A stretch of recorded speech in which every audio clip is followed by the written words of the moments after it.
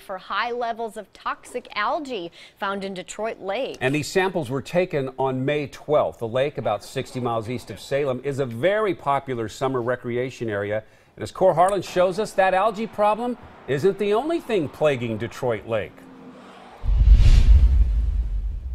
In an average year, Detroit Lake could be brimming with water brought on by snowmelt and runoff. But this, as everybody knows, is not a normal year. Water has pulled way back from the bank, so low, in fact, has the water gotten that it has given rise to a concern about algae blooms. Is this little fin back here is clipped? James Kirsch pulled a rainbow trout from Detroit Lake, and he reeled out about 60 feet of fishing line just to get to the water. That is how low the water level has gotten on Detroit Lake. Can't bring our boats out here as much because the low log stumps are all over the place. Shallow banks. Parts of the lake look more like the desert southwest, with exposed dry lake bed, brown tree stumps, and with a health advisory now in effect here because of toxic algae, there's more to be concerned about than just low water. People and animals are urged to avoid swallowing water from the lake because they could get sick. I talked with David Farrer, a public health toxicologist with the Oregon Health Authority.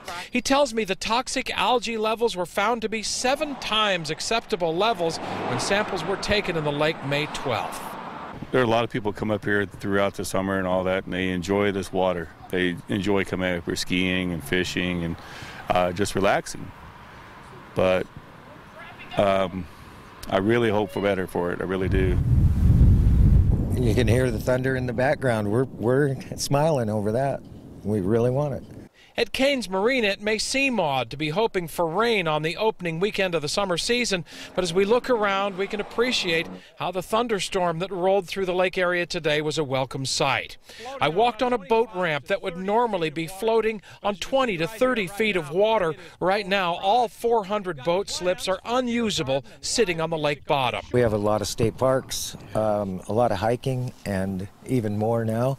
Of course, there's areas where you couldn't hike before. They still have camping here, a low-water boat ramp, and live music in a beer garden at Cain's this coming weekend. That'll help, but more water will put the splash back into summer on Detroit Lake and wash out the toxic algae. In Detroit Lake, Cor Harlan, KOIN 6 News.